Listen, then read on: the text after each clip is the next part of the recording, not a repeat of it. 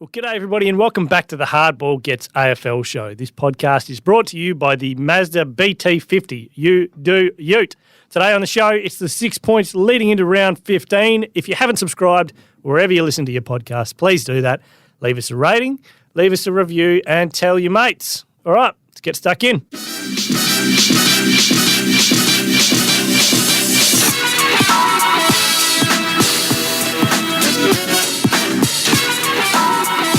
The Hardball Gets AFL show. My name's Nick Rynne, joined today by Chris Robinson and Jackson Barrett. How are you, gents? Hey, guys. Hello, How we Rynne. doing? Robbo. What's going on? David laid out, had to pick up the sick kids from Grandma. Yeah, second laid out this week. Yeah, it's hard to argue He's when... doing the Clary Oliver, just you think he's back and then he's not back. No, that is twice, isn't he?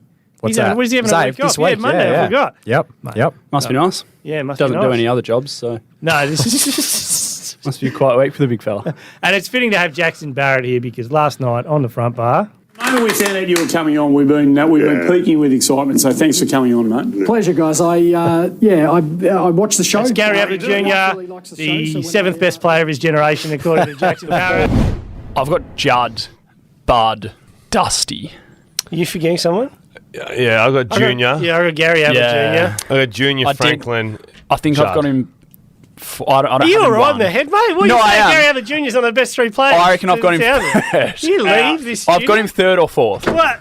Maybe a few years lost in a bad side, but I've got him fourth or fifth. Fourth best player of the generation. No Couldn't good. find a spot on the podium Just for some him. bum from Geelong who went on to play on the Gold Coast, came back to finish off an otherwise unextraordinary career down in the Cattery. Have you continued to have robust feedback about that moment on the pod that you wish that you could take back? I've been made aware, so You looked up YouTube Gary Ablett highlights. I can't go anywhere in this newsroom without walking past Adrian Barrett's desk, and I can't walk past Adrian Barrett's desk without him letting me know that Gary Ablett was a pretty good footballer. I've got messages from mates. We got the feedback to the pod. Yep. It's been an extraordinary couple of that weeks. one guy who spewed up all over Yeah. himself. And he can send me the bill for his dry cleaning So or he should. whatever. But no, it was good to watch Gary last night. He spoke really well. And for the fourth best player of his generation, his highlights were great. So, Yeah, it seemed to come across really well, didn't Yeah, no, he was. he? He had a good. bit of talent, apparently. Robbo, how you been? How's your week been? Yeah, not too bad. Voice is a bit hoarse, as you can probably tell, but I'll crack on. Obviously been yelling at the Ashes too much across 5 nights, so... State of Origin last night. State of Origin last night. Smashing them. Like there's yelling at the commentators. There's some commentators in State of Origin Actually, who love we- a yell, we- a very biased yell. Joked leading into this that one of our points should be, when's State of Origin going to come back in the AFL? Because it's been done 1,000 times. Am I right, or is it not? I haven't seen a lot of it this time around. There's still been a bit of There's it. been enough? There was Maybe I'm I've just seen a looking. couple. There was I've a seen bit either side of game one, I think. Yeah, okay. Yeah. I still like the picking the teams bit. That when the whole argument about yeah. bringing it back it's one argument that's been going forever. If you don't Yeah. resolve it, then just stop talking about it. I like that you should get a WA jacket, like you do an All-Australian jacket. No. But then No, we did but that. not play the game. Oh, I'd There's love just- there's to jacket see the games ceremony. played, but it's just another accolade. I feel like that's All something that West would mean Australian. something to players. I'm not sure I'm with you there, don't but really I agree? like it. No, Yeah, I- okay. An I've all always thought, WA team. yeah, I mean, I'd like to. So say at the end of the season, the NBA has they pick it. thousands of teams that don't mean anything. So why can't we have a state team that? Well, you can have one. The does? problem is be attaching a function. Nobody wants to go to that many functions, and there's a No lot one of wants to come functions back at to the WA. end. You can for a come back to function. WA Yeah, for a yeah. function at Yeah. So be there's some good posting- rooms. You can post your black jacket out too. And you take an Instagram picture. Yeah, yeah. Take a selfie and put it up on the wall. All right, well, this is 6 points leading into the weekend. Robbo, why don't you kick us off? Straight off the top, bye rounds. How do we feel about it? I know that we touched on it on Monday's pod, but the fact that it's stretched across 4 rounds this season, I think for the first time, do we just want it one and done? Do we want it across 3? 4 seems like it's been way too many because I feel like we're in week 7 of the buys right now. Yeah. I do like the fact that it means there's no overlapping games. That's the one positive here. But are we all in agreement that if we just slash and burn Yep. and just have one and done, are we happy with that? Yep. And Yeah, then I'm all for schedule that. the under-18 championships, like a super round of the under-18 championships, one day at Marvel Stadium, back to back to back, or move it around. I don't want to be just at Marvel Stadium. Move it around the States every year. Showcase the kids coming through. Everybody gets a week off. Then you don't need stuff around. I like it. The state leagues can put a big game under lights on a Friday night or a Saturday night. And I think one of you said on Monday's pod, do it the King's birthday weekend. So you've got Monday into Thursday night games. So you only, what is it, Well, like the 9 weekend or after 10? the King's birthday. Yeah. So like 9 or 10 days between footy games, I think is probably good. But, we obviously get, and we're probably a little bit different because we're so absorbed in it, but that like middle of the season bit of a slog, it just like amps that up, right? Well, the fact there's not as many It's games. just like times 10 that like Totally. the games just aren't. I mean, there are a couple of decent games this weekend, but last weekend, like the slate of games wasn't unreal. There weren't many of them. Probably lost momentum around the cricket as well. Yeah, I was going to and other say, things happening. and particularly at this time of year, and I know you have to have the mid-season bye somewhere mid-season, Yeah. but it feels like it's a bit of a free hit to the cricket and tennis tournaments that come along. State of everything Origin else, this State of week, Origin. It just feels like you're just giving a bit of a free hand pass to that. I think you just need to just wear it with 1 week. Everyone gets the same week off, and then we roll straight back into it. So which of the games this weekend are you excited about? Geelong, Melbourne. Geelong, Melbourne would be great. Thursday. That's a real coin flip. Yeah. Like, who's At the winning that? Gilmaba Stadium. Yeah. That's really tough. So Dangerfield out, Oliver out. That's a real coin flip for me. And then St Kilda, Brisbane on Friday night. Probably also another Should good also be game. I like that one, like a test for Brisbane in Melbourne. And that game last year was the one where St Kilda probably should have won it, but Max King kicked like 0 goals 12. And that was actually a decent game of footy, if not for some pretty, like obviously bad kickings, bad football, but that was good last year at Marvel. Good. Sydney, West Coast. Let's Next. keep moving on. Fremantle, Essendon. Yeah, should be good. Yeah, we'll like learn a lot. This is a real definer. It'll be good for or it'll both. be really bad? No, I Early? think it'd be good. Okay. What's the weather like Saturday night? I should have gonna checked say that it's raining. before I Yeah, before I if went. It hasn't stopped raining. that's the thing. Freo are a tough watch in the wet. Collingwood, Adelaide. I'm very excited about that one. Yep. First time they met was Cracker. unreal. At And the it was MCG. only like Yeah. 7 or 8 weeks ago. I feel like that was really Is this recent. happening more? You know more this more Yeah, than me. Is there where they're more close double ups together. closer together? Yeah. I think so. I mean, the Bulldogs played Port Adelaide 2 Friday nights ago, and they played at Gather Round. So Yeah. that Yeah, could right. only have been 6 weeks apart. The Yeah. first time it struck me was when I can't remember who was coming up to the bye. Maybe Essendon. They said, "Oh, they still got West Coast and North Melbourne twice each." Yeah. So how does that work? Yeah. And then rounding out Gold Coast Hawthorn. I'll watch that. I don't think many people would join me. That's a hiding to nothing for the Suns. Hey, that's Yeah. just they need to take care of Yeah. business there, and if they don't, the fact that it's the last game of the weekend as well, just like feeding straight Gonna into the And it's Monday probably one analysis. of. Whoa. Is it the only game on the Sunday? It is no. The Adelaide Collingwood is. Oh, right. I yeah, thought that was Saturday night. Yeah, okay. That's Yep. the early one. Then Sunday night, Sunday afternoon, Gold Coast Hawthorn. Gold Coast paying $1.29. And wouldn't touch that with your money. That is just that's a real day. There's nothing to be gained for that for the Suns. So I wanted to have a look at the Fremantle players that are sort of 30 or above. We talk a lot about West Coast veterans and what's next for them, and that's probably becoming a little bit clearer for some of them. But Freo is a little bit different. So they've contracted Nat Fyfe and Michael Walters for 2 more years, so we can sort of put that aside. And then the other 3 on their list are Nathan Wilson, Travis Collier, and Joel Hamling.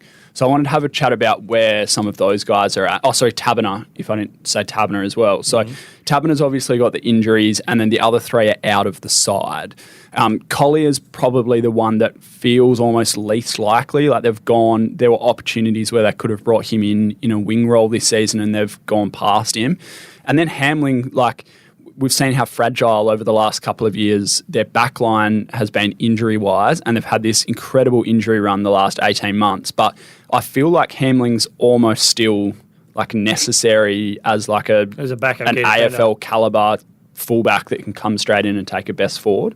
So I just wanted to see where you guys thought they were at and what Fremantle, because they're obviously going to have to make a couple of list changes, and where do they come from? Well, why don't you run through the list? We'll say if they stay or they go. So Fife's contracted, Walters is Staying. contracted, Matt Taberner. Staying. Matt's having a Just because he's a big forward and he probably doesn't start, obviously, because Yeah. his spot's been taken. Although depending how Amos and Tracy. Well, I think when he's Go over the next stretch. I think when he's fit, there's still a room. There's still a world where There's he a can room. complement those guys, right? Oh, there Peel is. dressing But rooms. literally, the most recent time before this weekend that Freo played Essendon, Taberner kicked 7. 7. That's the Yeah. that's the most recent time that these 2 Yeah. teams have played. So it wasn't that long ago. Yeah. Next. Nathan Wilson. Yeah, I think he stays. Well, he played enough early days that they want to have him as a depth I player, think right? I haven't watched a lot of Peel, but by the numbers and by word of mouth, he's been pretty good. Like he's Yeah. still. So I picked him giving over them my a bit boy of drive. Brandon Walker, and now To Brandon start the Walker's in season. the side, mate. Yeah. Told you, he's the Well, key. but Brandon Walker can take a best small forward, and Nathan Wilson's never really been able to take. But he gives you something else. Yeah. Yeah. So Collier. So I think he'd probably done. 13 disposals a week, 4 goals in 5 games, but they're obviously looking to find a wing solution, and they haven't even tried him. Yep. So No, he's no, probably done. He's in trouble, yeah. And then Hamling. So I wrote I think probably you this keep time last year that there are clubs that should have a dip at Joel Hamling, like the Western Bulldogs, who at the time just had nothing down there. Is there a world in where there are suitors for Joel Hamling, or is it like you're not going to get anything for him, he's not going to get anything out of going somewhere else? Do you just stay and be a very good a very good waffle defender? So I had heard that he had thrown his name up late in the trade talks last year, but it just was the answer was kind of like we just can't. We genuinely don't have time to get it That done. didn't have time either. Yeah. But so like, there's a good chance he probably does that again, or maybe Yeah. he's just settled and he'll take the whatever wage he can get and play Can you- twos and come up when he needs to. Can you think of someone that might be keen? I mean, it'd be pretty well a free hit, wouldn't it? I was going to say Western Bulldogs. He's had Yeah. some success there before. Yeah. Those would be the kind of sides, right? The ones who need another key back. And around the mark. Yeah. But still, like, it's even a roll of the dice for them because he hasn't played senior footy. He had long injury stretches, 30 plus. There's a lot of factors that come into that. I'd be pretty surprised if anyone did it because they wouldn't be doing it for any more money than he's on currently. No. Yeah, no, absolutely not. Played 2 games in the past 3.5 seasons. So he basically missed 2 seasons, didn't he, with injuries? Yeah. He missed all of 2020, and then he's played 1 game in 21, 1 game in 22. Yeah. But at his best, he was a pretty good AFL fullback. That 2016 final series, Yep. he had some serious jobs. One of them was Josh Kennedy. One of them was Ruffy. One on was the way to Buddy. that Buddy did his flag. ankle early, though. He hurt Yes, his ankle, so yeah. he had 10% off the bud. So I think, we probably lost seeing the best of a pretty good AFL fullback. Yeah, totally. All right, I wanted to revisit some power rankings. Jake Colvin came into the podcast earlier this year and laid out the best player power rankings. And Port Adelaide haven't lost Port Adelaide haven't lost much to since. his delight. So this is this was at the time was Jeremy Cameron, number 1, Clayton Oliver, then Charlie Curnow, Nick Dacos, and Jordan Dawson. Things have definitely changed since then. Yep. Cameron probably drops out. Yep. And the other one with an argument to drop out is Charlie Curnow. So AFL Coaches Association leaderboard as it stands. Number 1, Zach Butters. I was going to say Zachary, but I don't think he's actually a Zachary, is he? I'm not sure. You'd have to ask his mum. Zachariah, Never I think. checked. Yeah. He's a Zachariah. I mean, there's a lot of people just called Zach. Well, given that he's just with the K, I've come across like 2 recently. I feel like if you were a do we Zachary, find? you'd be with the C, wouldn't you? Oh, yeah, because he's Zach with a K. Yeah, no. K, yeah. Zachariah. Zachariah? Do you think all people called Jack should be Jackery? Yeah. Jackson. Jackson, yeah, that's Terrible. It's a bit Yeah. of a strange Do name. people call you Jack? I think it was the intention when I was named, and then I went to kindy and there were like 4 Jacks, so I never got a good run at being a Jack. Why didn't they, if they wanted you to be a Jack, what do you mean the intention? If they wanted you to be a Jack, why didn't they call you Jack? Well, it's a family name, Jackson. So it was like, oh, let's do this, but like not like call you don't me have any Jack. control. No, but if you're called Thomas, you get called Tom, right? Our son William, we want him to be called Will and reinforcing it, but I know full well once he hits school, it's out of our hands. Well, my brother's name is William, and I don't think I've called him William. That might be the first time. What do you call him? Will, Yeah, Wilbur, okay, so yeah, Billy. whatever, Wilbur. yeah. It can change though. There were two Chris's or Christophers in my Yeah. year 1 class. So I was the Christopher. Okay. Did your parents the other take you guy to was the school Chris? saying your name was your full name? Like on your No, Christopher. it was just like a year 1. Like the teacher obviously said, one of you will be Christopher and one of you will be Chris. But I've since Why does the turned that teacher around. have that? But then I kind of became. So you Robbo. were Christopher. Yeah, I was in year 1. I was. Christopher? Yeah. Do you know what's funny? In my Christopher daughter's Robin. daycare Christopher class, Robbo. and shout out to our daughter's daycare class. There's 2 Maggies, and my 3-year-old daughter calls There's one. 2 Maggies? There's 2 Maggies, and my At daughter daycare in legitimately 2023? calls one of them Maggie and one of them other Maggie. Yeah. So when she's at home, like singing like songs from daycare and stuff, she's like, "Other Maggie, your turn. What colour do you want, other Maggie?" And she's making up songs and stuff. Teacher do this. Anyway, Zach Butters is number 1. Nick Dacos sitting pretty in second. Christian Petrarca and Tim Taranto Is that tied in Nicholas? third. I think it would be a Nicholas, wouldn't it? And Tim wouldn't be a Timothy, would he? He'd just be Tim. I reckon he'd just be yeah. Timothy. Yeah. This has changed the This is a great game. method of this point. Marcus Bontempelli. I think you can extend Marcus, can you? He should shorten to Mark. Marcus Oli, yeah. Mark. And Toby Green. Tobias. Tobias. Yeah. So Let's get back that's on the track, AFL guys. coaches' votes. Yes. I want to do the Rankings votes. Yes. I want to do the ranking that I think the top 5 at the moment. Yeah, go. Off you go. So I'm going number 1 is Zachary Butters. So this is as of right now, who's in the hottest form right now? Who's or in the to hottest form? The To the season season. to I'm this counting the point. season to this Season to point. this point. Okay. Zach Butters. Zachariah. You've got him above Nick Dacos? I've got him above Nick Dacos. I think Nick Dacos, I'm conflicted on Nick Dacos, and I don't want to make a Gary Ablett-like call here, but I'm going on But you're number about 2, to. but I'm going to. Marcus Bontempelli. Dacos in the top 2. I don't have Dacos in There's the a top real 2. recency bias here. If the season was flipped and the first 6 weeks happened in the second 6 weeks and vice versa, we'd all have Nick Dacos. That first 5 or 6 weeks was Yeah, we would. monstrous. Yeah, but what about the most recent stretch? Hasn't Yeah. quite been at the level. Yeah, but the first 6 weeks for Zach Butters are sort of the same. He's wasn't it? also just Don't muddy settled the in. waters. He's also You just think the settled in. Australian selectors are sitting down thinking, oh, he's had a good first 6 weeks? He's No. settled into being a very, very good player instead of just like, whoa. Yeah. You know what I mean? Like he's still Gary doing Ablett-like. incredible things for a second-year player. Yes. So, all right, he's number 3 then. Okay. Oh, did you not have a number 3? Nick Dacos comes in at number 3. Number 4, Timothy Taranto. Yep. And number 5, Tobias Green. Does that work? Forwards, I couldn't get in there. Charlie Curno's kicked foot. What are you shaking your head at, Toby Green? No, I'm not shaking my head. I'm kind of, for those who can't see me, like kind of bobbing from side to side as just to say, oh, yeah, I can make It's more a speculative sort Yeah. of thing. Speculative Yeah. Bob. Yeah. Yeah. That's what they call it. What do we think? Is that anywhere close to the mark? Who's just missed out there? Well, I threw in like a Curno, but he's 40-odd goals, which is averaging about 3 goals a game, but just Carlton. yeah, I don't mind Carlton's Keno just being out of stinks. there. The other, well, yeah, that's pretty much all of them. So around Jordan the mark. Dawson's kind of peeled Christian off Petrarca's the other one. a around little the bit as mark. well. Yeah, Track's I've Jordan liked in his the last few conversation. weeks. Clary's in the conversation, but obviously misses now a 4th straight game. So Yeah, and Jeremy Cameron, who has definitely fallen off the There was pace. a start champion data rankings. He was like right up the top We've when been- he we've was been here. when he was flying. We Have don't we? want to talk about the Yeah. champion data rankings with Lockie Neal at 583. Well, I think to What's that more to that up, point, champion Cameron. data rankings or Jackson Barrett's 3 greatest of the generation? I don't have a problem with Gary Ablett. Don't I like bald think I people. like Dusty, and I don't like bald people. So Well, you can get out. I think Jeremy Cameron was 250th as of this week. Yeah, there we go. He's fallen down. Yeah. We happy? I'm still having Dacos. You're having one. Dacos 1. Yeah, for Yeah. body of work through the first whatever we are, 12 weeks or 13 weeks of the season, I think it's and Butters has had an amazing 6 or 7 weeks, Why do you hate Zach Butters? but Dacos had an even more amazing first 6 or 7 weeks, and then they're probably even the rest of the way. So I'm happy to take I Dacos. I disagree take your with this. point. I'm Dacos into Butters, Bont, Taranto. Watching Taranto live, I really liked What's his that? game the other day. What's that movie? What's that? Is it The Human Centipede? That's what made me think. Yeah, sorry. When you Right. just listed them All like right, that. let's blow the Don't side. say Come on. Inter. Yes, speaking of all of those names, a few interesting numbers came across my desk on the interwebs this week, looking at the Brownlow medal and the voting, which is really Well, we tightened get up. you. So the first 6 weeks we thought it was Dacos, forget it, who's coming second, and now it's all of a sudden a real race. And we have less information to work with now that that umpire's not in the system anymore. That's true. That's true. Yes.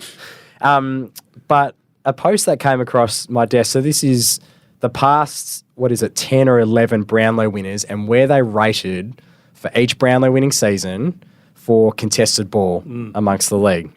So this is the list. Patrick Cripps last year was 4th best contested in the league. Then keep going back. Wines 4th, Neil 4th, Fife 1st, Tom Mitchell 3rd, Martin 7th, Dangerfield 4th, Fife 1st again, Prittis 5th, Ablett 2nd. So you basically got to be in the top 4 or 5 if the recent history of the Brownlow winners shows us anything. So flipping to this season and the current numbers, so Clayton Oliver is number 1. As we say, those 4 games miss is going to really cost him in that regard. But then the other Brownlow contenders, so Bont is 7th, which is right in that zone. Yeah. Petrarca 10th, Taranto 11th. They're obviously moving in the right direction as well. Butters is 24th, and Nick Dacos is 81st. Is that going to mean anything when we come to this year's Brownlow vote, considering that Butters and Dacos are A1 and A2 by way of favouritism? See, I think they're amongst the best players of the season, Butters and Dacos, but I didn't think either of them would win the Brownlow. I've got Bont for Brownlow. Yeah, I still think the same. Umpires go with the Those numbers flesh out Yeah. the fact that Bont is right there. But they also go with what they know, the umpires. Like, how often do we see a Brownlow medalist from the clouds? Doesn't happen often. And these two are in the from the clouds category this season. Dacos and Butters. Dacos and Butters. Whereas Bont's the steady. I mean, Dacos is that very yeah. visible role where he's like, he's getting a lot of ball. Yeah, Get a lot of twos. But is it rated? Historically, it's not rated by the umpires if that's anything to go by, not at that real pointy end. So it's going to be really interesting. I wonder, it'd be interesting. This is the first year of 4 umpires, right? Yeah. I wonder what that does to voting. People would have a little bit more eyes on the play. It's not as hectic or whatever. Bit more like... Well, they're wide. Maybe potentially they'll have a wider view of what's going on. Yeah. We see a lot of inside mids. There might be people sticking up for which would work in the favour of someone like a Butters, because I feel like he obviously has, and I mean the other guys do too, but has heaps more to his game that he brings around the ground and when he pushes forward and stuff like that. Yeah, very interesting. I'm just looking at Bont's numbers. So this season, 26.8 disposals a game, nearly 8 clearances a game.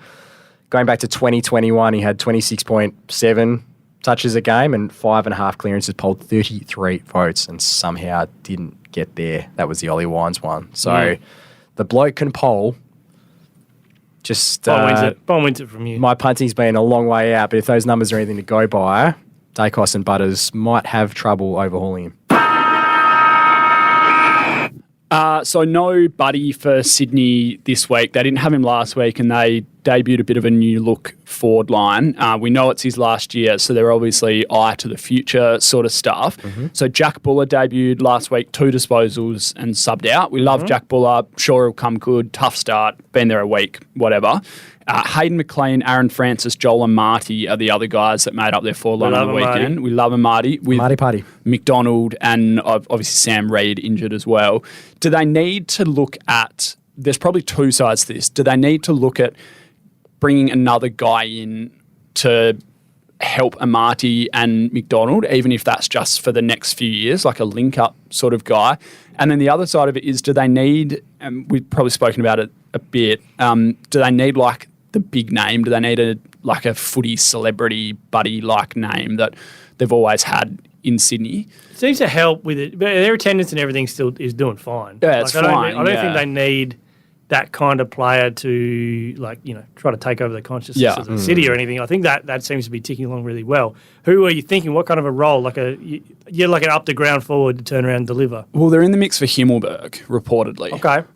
So I wanted to float that. I mean, given that their backline looks a hell of a lot shakier than it did 12 months ago now that both McCartans are having issues. Dane Rampy isn't the player he was. Jake Lloyd is having a down year. So do they look at Himmelberg as a swingman and go so if for whatever reason Amati, if there's an injury or they're struggling, he can play there, he can play both ends. He's going to be in the 22 every week, but as a genuine swingman. I like it. Yeah. I think he fits in anywhere, doesn't he? Yeah, he kind of does. You can just chuck him wherever you like. The question's going to be the price. Well, the other ones in the mix are Brisbane and then the 2 big Melbourne clubs, so Collingwood and Richmond are around the mark, which, I mean, they always are for free agents like that, right? I think he fits anywhere. Richmond, how does that work? Down back? Yeah. I think they could, I mean, what have they got down there? We like Bolter, Grimes still, you could squeeze a bit out of that lemon, but I mean, Robbie Tarrant, Gibcus, but he's, we've seen half a good season from him. Is he injured at the moment? Yeah, I think he's playing missing basically the year. Yeah, okay. Yeah, I can't remember what he's about done. to go as well. You can squeeze out that forward line. Yeah, someone's got to be there we talk all the time about you're a finals team, or that's what you should be aspiring to while Tom Lynch is there, but Tom Lynch can't do it by himself. And they're going to they would buy him as a free agent, right? They wouldn't have to trade anything for him. No, yeah, he's a free agent at the end of this year. That changes the conversation a little bit around them. I wouldn't want them going back. I don't think they have first round picks, do they?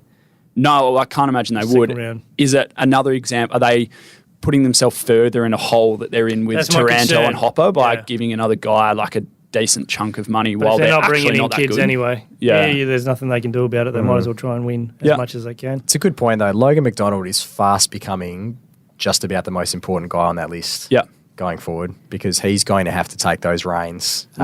Pretty soon. And Amadi as well, like it feels like the script is being flipped every few weeks on Joel Amadi. He will be out of the side and people are a bit like, what does this forward line look like if he doesn't come along?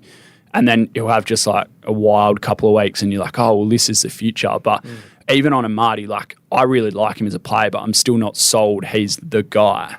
So just wondering if they need a bit of reinforcement. And even McDonald, like early injuries is never a good sign. I'm sure he'll come good. But yeah, it's something they'll look at, definitely. I think in regards to your other point, I think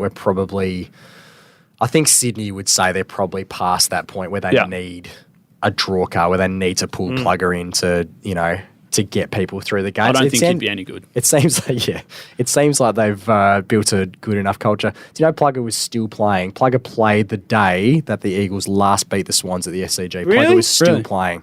Ashley McIntosh was playing. 1999. That's how long it's been since West Coast beat Sydney at the SCG. I looked it up earlier this week. Yeah, okay. Nice. Yeah.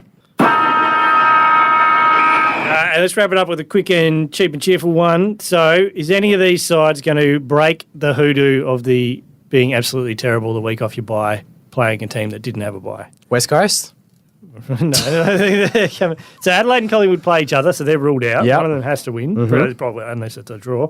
Essendon and Fremantle. Yeah, well, this is part of the reason why I don't mind Freo this weekend. I think Freo make a statement this weekend. I'm leaning towards Fremantle anyway, but that number's a nice and justification. And all the rest Okay, of it. so we don't think it's going to be Essendon. What about Hawthorn and Gold Coast?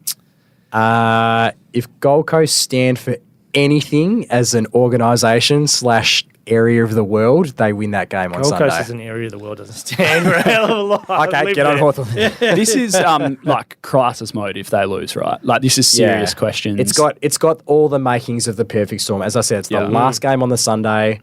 Half a chance? Yeah, Hawthorn are half a chance. 2/3 of a chance? They're more than half a chance to do that. Yeah, absolutely.